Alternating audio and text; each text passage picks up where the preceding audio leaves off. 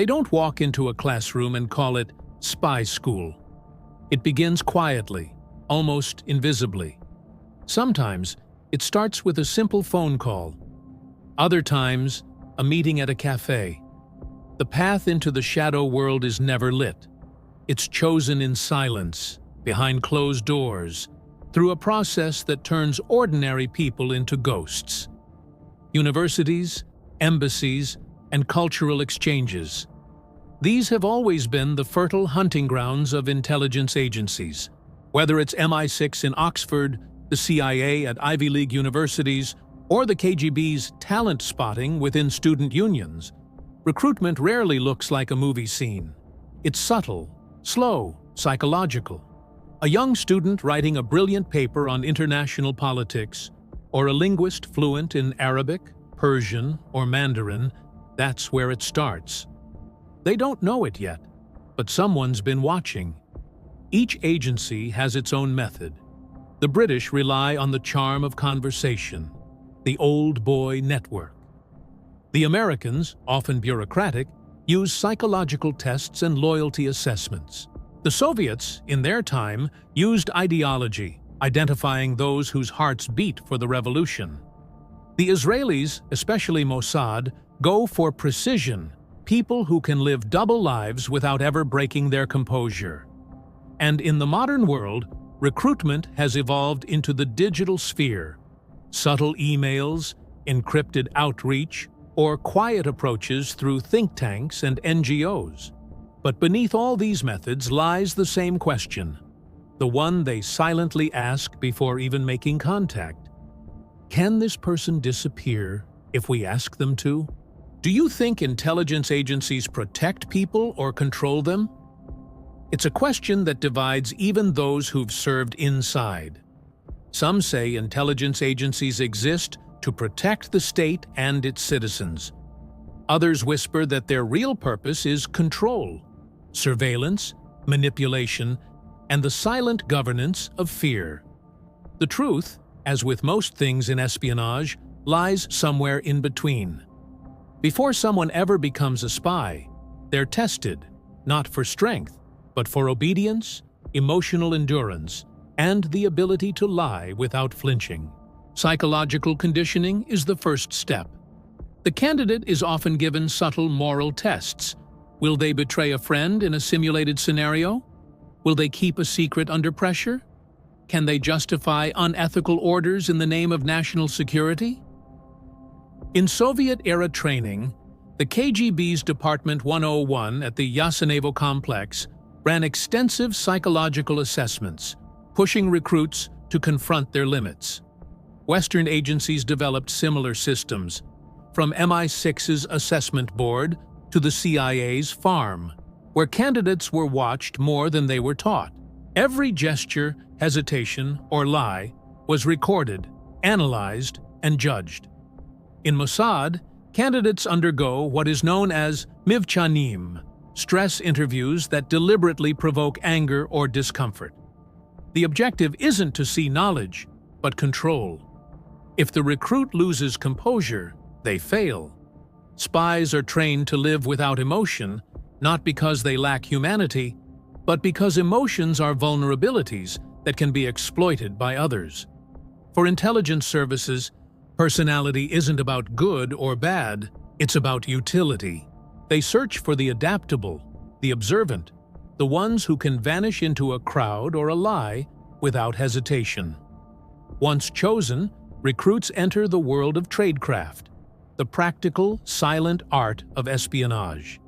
They are taught to observe without being seen, to listen without appearing interested, to talk without revealing anything. Every movement, every glance, every sentence is a calculated act. Their training doesn't happen in public buildings.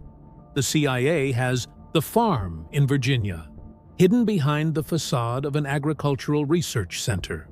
The KGB had its own secret city on the outskirts of Moscow, where recruits practiced infiltration under fake identities. Mossad uses small, controlled environments, safe houses across Tel Aviv or the Negev desert, where every inch of space is a test. Inside these walls, recruits live double lives from day one. They are told, there is no truth, only perspective. They learn surveillance, following without being noticed. They learn counter-surveillance, how to spot when they're being followed. They practice dead drops, hidden exchanges of information using ordinary objects like trash bins, park benches, or hollowed-out books. Each day feels like a performance, because that's what it is, an education in deception. Spies aren't trained to fight wars.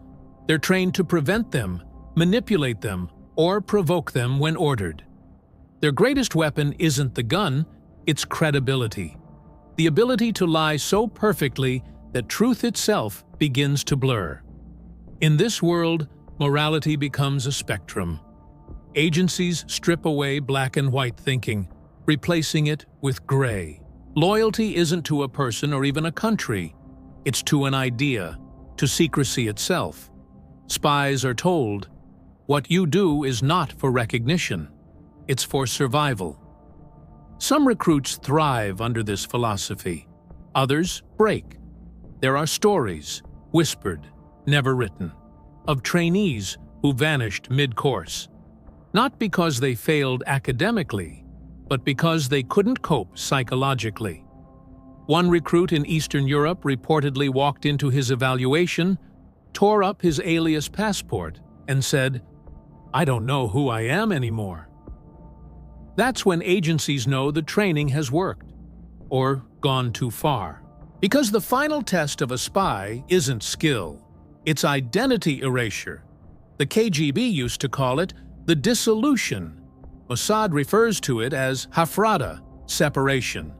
The CIA simply calls it covert discipline. All mean the same thing. The recruit must bury their old life completely. Friends, family, emotions, all become liabilities. In the old days, this was physical. A new name, new birthplace, new records. Today, it's digital. Backgrounds are rewritten, databases manipulated. In an age of total surveillance, the ultimate act of invisibility is not to be seen at all.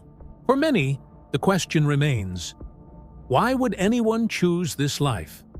Why sacrifice everything for secrecy? The answer varies. For some, it's ideology. For others, adventure. But for most, it's belonging. The feeling of being part of something bigger, something powerful, yet invisible. Intelligence agencies offer meaning in a world that often feels chaotic. But that meaning comes at a cost. Inside intelligence schools, recruits are told, you will never be known for what you do, only for what you prevent. That paradox defines their existence. The greatest spies die in anonymity, their achievements buried in classified files. They are trained to accept that no one will ever clap for them, no one will ever know them, and no one will ever truly trust them again. That's the emotional core of spy training, the slow erosion of individuality in exchange for invisibility. In films, spy training looks glamorous, high-tech gadgets, chases, and gunfights. But reality is slower, colder, more psychological. Real spies spend days memorizing new identities, practicing surveillance patterns, and learning how to resist interrogation. They're trained in human psychology, not just to manipulate others, but to suppress themselves. At the KGB's Yasenevo, trainees once practiced long observation from rooftops, studying people's routines without moving for hours. In Israel, Mossad operatives learned social blending, how to appear local in any country, from language to body posture. The CIA emphasizes cultural immersion. Recruits spend months learning how to think and speak like their cover identities, even under hypnosis. The point is not to play a role, it's to become one. A Mossad instructor once said, "The perfect spy is not the one who hides best. It's the one who doesn't need to hide." Training is not just skill acquisition, it's transformation. It breaks the recruit's ego, reshapes their behavior, and rebuilds them into a machine of silence. Days begin before dawn, not with exercise, but with interrogation. They are asked to defend fake stories under simulated pressure. They must hold their cover no matter what, because in the field, hesitation means exposure, and exposure means death. The body follows the mind. They train for endurance, but not in traditional ways. No medals, no trophies, only repetition and resilience. Cold showers, hunger drills, and sleep deprivation simulate field stress. The purpose isn't torture, it's conditioning.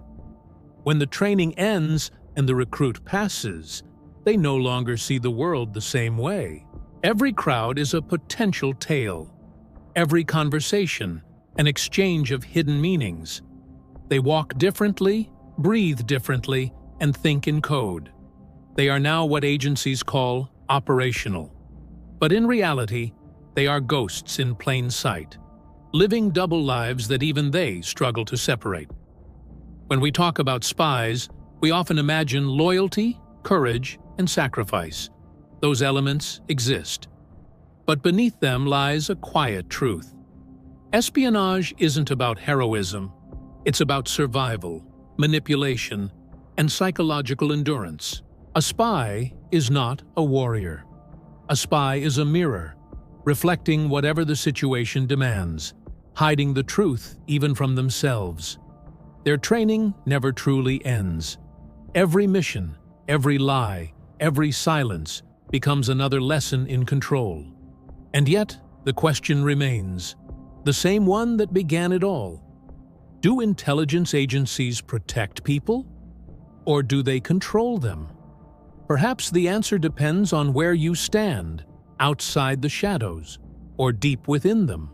They call it the mind factory for a reason, because it is here, behind closed doors and soundproofed walls, that ordinary recruits are unmade and rebuilt into instruments of intelligence. The physical training of a spy may sharpen reflexes and discipline the body, but the psychological conditioning defines the operative's very existence. It is not about teaching them what to think, it's about teaching them how to think, and, more importantly, when not to feel. The process is cold, methodical, and unrelenting. Every action, every hesitation, every emotional flicker is studied, broken down, and reconstructed until instinct itself belongs to the agency. The first phase of this mental transformation begins with isolation. New recruits are stripped from their familiar environments and placed in controlled surroundings where routine replaces individuality. No names, no personal stories, no external distractions. Only numbers, silence, and observation. The instructors call it psychological neutralization, removing emotional anchors that could compromise judgment in the field. A trainee might receive a letter from home, but it's rarely delivered. Their past is deliberately erased piece by piece until their identity becomes a blank page upon which the agency can write anew. This isn't torture, it's conditioning. The goal is not pain, but detachment.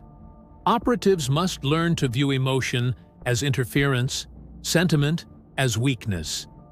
In Mossad's training units, recruits are often confronted with moral simulations, scenarios where every option leads to guilt. A child in danger, a comrade betrayed, an innocent life sacrificed for mission success. The purpose isn't cruelty, it's to rewire empathy into calculation. The KGB perfected this in the Cold War era through a method called moral inversion, making recruits justify unethical acts for a perceived greater good. The CIA's psychological modules, though wrapped in modern language, function similarly, cultivating detached moral flexibility.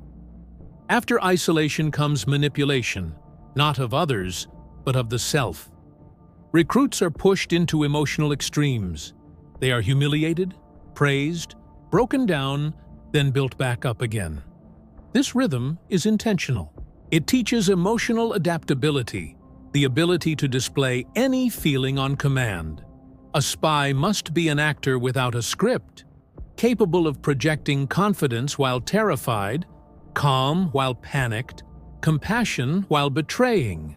Instructors track micro-expressions, tone shifts, and even pulse responses to ensure control becomes second nature.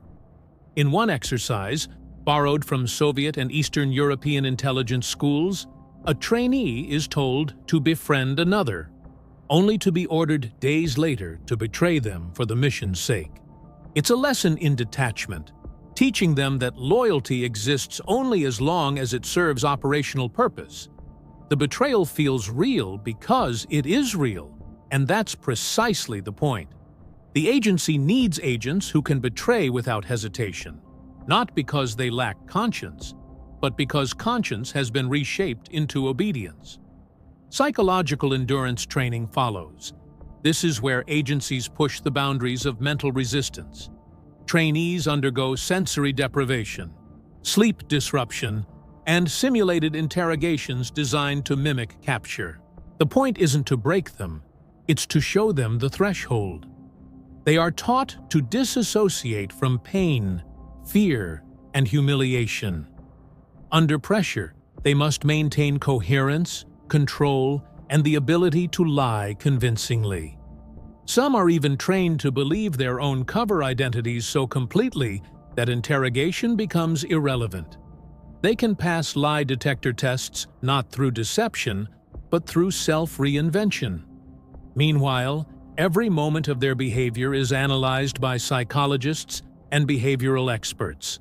Agencies like Mossad and the KGB maintained entire departments dedicated to profiling their own operatives. Personality assessments determine who will handle infiltration, who will specialize in deception, and who can survive long-term isolation. Recruits showing excessive empathy or moral rigidity are often dismissed quietly, not out of cruelty, but because in the world of intelligence, compassion without control is a liability. This conditioning extends beyond emotional control into cognitive manipulation. Recruits are taught mental compartmentalization, the division of thought into separate sealed sections. Personal identity, cover identity, operational awareness, all exist simultaneously but never overlap. The mind becomes a set of locked rooms, each accessible only when required. This compartmentalization allows spies to lie flawlessly, to believe different truths at different times, and to survive the unbearable without breaking down. Agencies refer to this as constructive duality. In essence, the operative learns to live as two people, one visible, one hidden. Over time, the boundaries blur. Former KGB officers have spoken about how, after years undercover, they could no longer tell which version of themselves was real. Western intelligence veterans describe similar symptoms: disassociation, emotional numbness, and identity fatigue. These are not side effects. They are features of the design. To manipulate others, one must first master the manipulation of self. At the core of all this is fear conditioning. Not to instill fear, but to master it. Recruits are exposed to simulated chaos, fake explosions, ambushes, betrayals, designed to overload their senses. They're observed under duress, how fast they think, how little they hesitate. The purpose is to make fear a companion, not an enemy. Fear sharpens instinct. Panic dulls it. Instructors tell them, feel the fear, but don't let it make decisions. The best operatives learn not to eliminate fear, but to turn it into focus. The next stage deepens the transformation: emotional mimicry and psychological projection. A spy must be able to read and reproduce emotion with surgical precision. They study human interaction like a scientist studies chemistry. Every smile, hesitation, and eye movement becomes data. By observing others, They learn to mirror emotions for manipulation. This is not empathy, it's control disguised as connection. Recruits practice this until it becomes subconscious. A twitch of the eyebrow, a shift in tone, all can redirect trust or suspicion. Mossad and GRU instructors alike emphasize what they call the illusion of normalcy. To be effective, an operative must appear completely ordinary, neither too friendly nor too withdrawn. They learn to mask intelligence with simplicity, to be interesting without being memorable. Every gesture is calibrated to disappear into the background. As one former field trainer put it, if they remember your face, you've already failed. The mind factory does not stop with emotional training. It extends into belief engineering. Recruits are exposed to ideology, not to indoctrinate them, but to teach them how belief itself operates.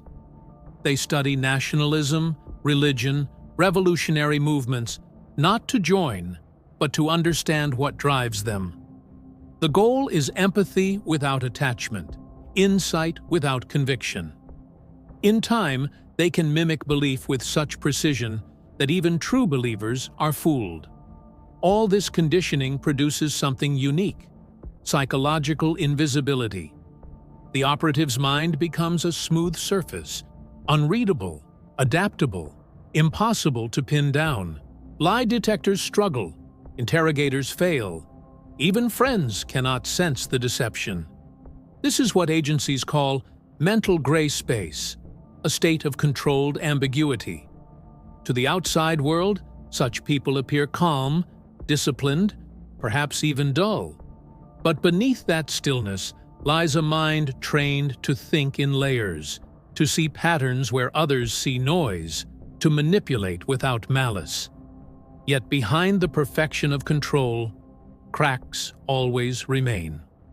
Psychologists who debrief retired operatives describe recurring symptoms: insomnia, detachment, guilt that appears without memory of cause. The price of emotional neutrality is emotional absence. Some operatives find peace in silence, others drift into isolation. The very conditioning that made them invisible in the field makes them strangers to themselves afterward. The mind factory achieves its goal: to forge human beings capable of surviving anywhere, believing anything, and feeling nothing when required. But it also raises a haunting question that echoes long after the mission ends.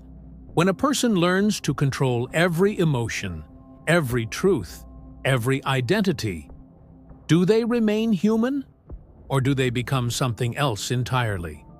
Because in the quiet corridors of the intelligence world, the most dangerous weapon isn't a gun or a code. It's a mind trained never to break. Once the mind has been conditioned and the emotions stripped down to their bare, programmable core, the next phase begins: the molding of the operative persona. This is where intelligence agencies turn the psychologically neutralized recruit into a functioning ghost, capable of navigating the real world with flawless authenticity while living a life built entirely on fiction. If the previous phase was about breaking the mind, this one is about giving it new architecture, carefully constructed, strategically incomplete, and utterly believable. Every agency calls it something different. Mossad refers to it as identity layering, the CIA as cover architecture, and the former KGB simply called it legend building. Whatever the name, the objective is the same: create a life that can withstand scrutiny from anyone, anywhere. A proper legend isn't a lie. It's a parallel reality. Every document, every reference, every photograph must align to form a coherent story. The operative's passport, education records, travel history, even their digital presence must tell the same truth. A false truth strong enough to outlive interrogation. The process begins long before an operative ever steps into the field. Recruits are assigned new identities, sometimes completely fabricated, sometimes built from fragments of real people who once existed. They learn everything about their new life: birthplace, schools, family history, hobbies, habits, even flaws. Each lie is supported by tangible proof: old utility bills, social media trails, phone numbers that connect to planted agents. The agencies spare no detail. A well-built cover is not meant to deceive only border guards or local authorities. It must deceive the operative themselves. The first lesson of cover identity training is brutal in its simplicity. If you don't believe your story, no one else will. Instructors spend months drilling the new identity until the recruit can recite it without pause, hesitation, or contradiction. They are encouraged to add minor imperfections, a misplaced date, a forgotten address, because perfection arouses suspicion. Real life is messy, and a good legend must feel lived in. Former Soviet handlers were experts at this craft. They'd plant old letters, create family photos with edited faces, and even build apartments with belongings to complete the illusion. In contrast, modern intelligence agencies rely on digital ecosystems, fake profiles, work histories, and encrypted online footprints. To the world, these people exist. To reality, they do not. Parallel to this, operatives are trained in social mimicry and immersion. A spy's greatest weapon isn't invisibility, it's relatability. They must know how to talk to a street vendor as easily as a diplomat, to fit seamlessly into environments ranging from war zones to cocktail parties. Linguistic adaptability is crucial. Recruits learn not just multiple languages, but cultural cadence, the rhythm and emotion behind speech. The tone of laughter, the pause in a greeting, the gestures of respect. These are the invisible codes that signal belonging. In one Mossad training exercise, recruits were placed in a foreign neighborhood for weeks with no communication, ordered to integrate without exposure. Success was measured by how well they blended in, not by how much they learned, but by how little they stood out. While mastering identity, operatives also study the art of perception manipulation. It's not about deception for its own sake, but about control of information. The operative learns to guide what others see, feel, and remember. They practice eye contact patterns, speech pacing, and emotional projection to control how they are perceived. The CIA refers to this as scene architecture, the deliberate design of how others experience your presence. Mossad has a simpler phrase: control the room before you speak. Training scenarios often involve staged meetings with actors posing as foreign intelligence officers, journalists, or informants. The operative must maintain their cover story under pressure, responding naturally to unplanned questions. Failure isn't when they get caught lying. It's when they look like they might be. A subtle twitch, a drop in tone, a glance away. These betray emotion, and emotion betrays deception. Instructors teach emotional shadowing, the technique of staying just one step behind the reaction, never ahead of it. This mastery of perception extends to seduction, recruitment, and manipulation, all vital tools of human intelligence. The operative must learn to make others feel trusted, even while extracting information from them.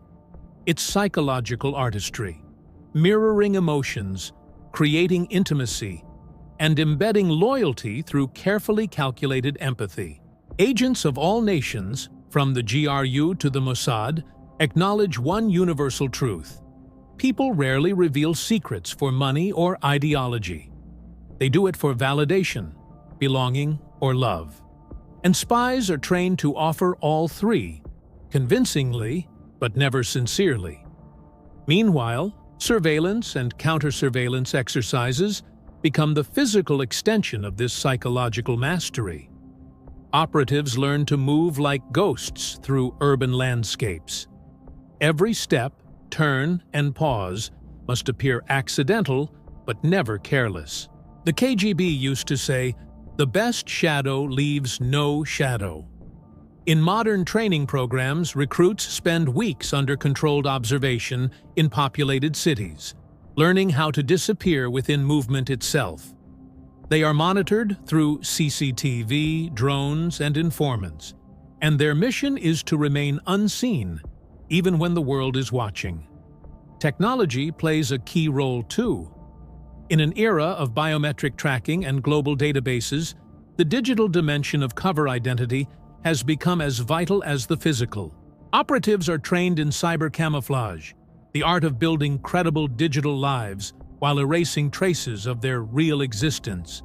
They create online histories that stretch back years, vacation photos, message exchanges, job applications. The illusion is maintained by dedicated support teams that keep these false identities active long after the operative is deployed.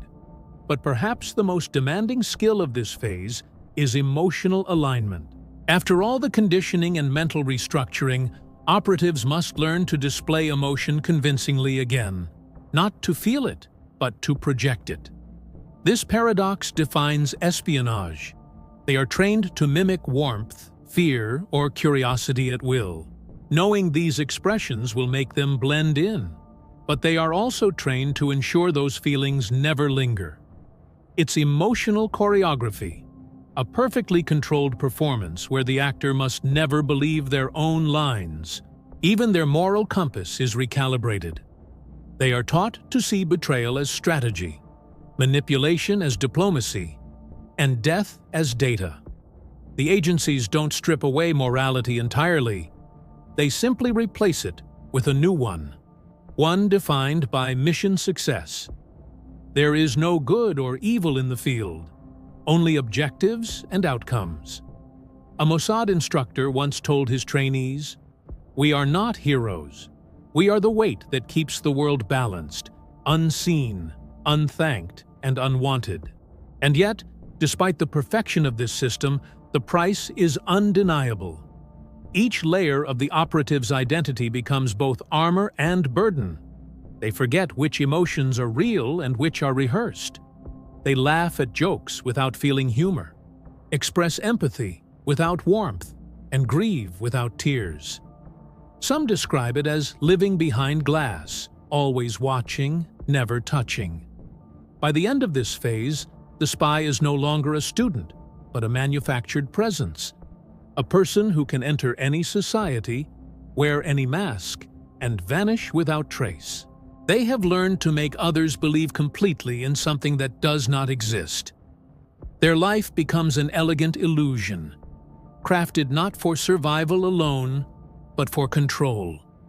Because the final truth of espionage is this: the most dangerous agents are not those who lie to others.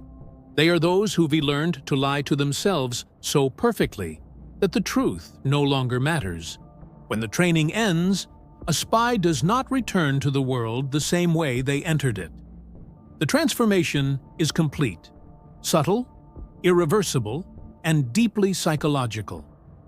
The final chapter of every operative's journey isn't written inside the academy or on the battlefield of intelligence operations. It's written in the silence that follows. What begins as loyalty to country often turns into loyalty to survival. And that, perhaps, is the deepest truth of espionage. Once you've lived in the shadows, the light never feels safe again. The agencies call it operational conditioning. It's the process by which every instinct is reprogrammed. The spy learns to think in fragments, to split their identity across layers of deception. The cover identity becomes so detailed, so practiced, that it starts to blur with reality.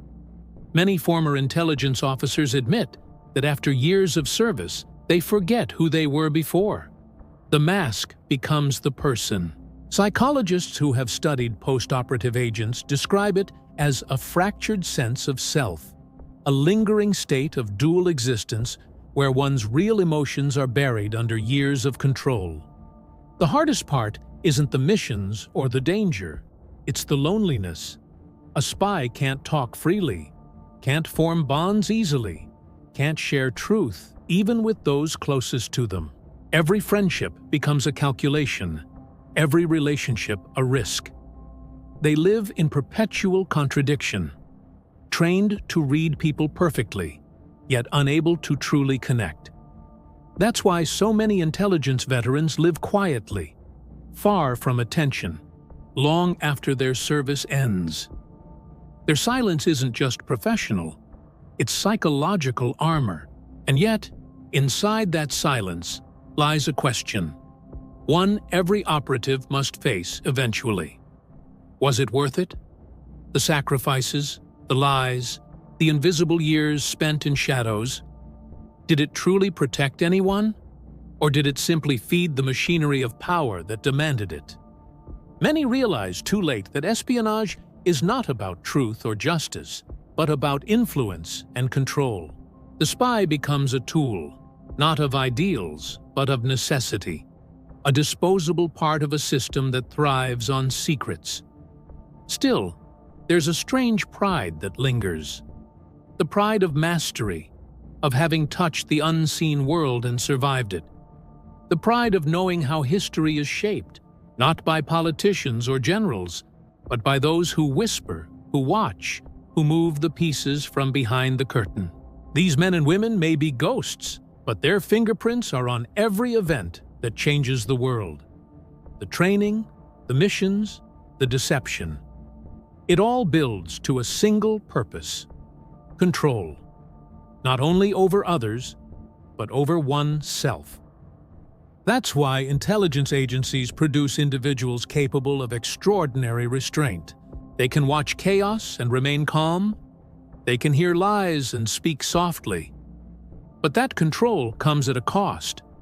They lose the one thing they set out to protect: their humanity. In the end, espionage isn't glamorous.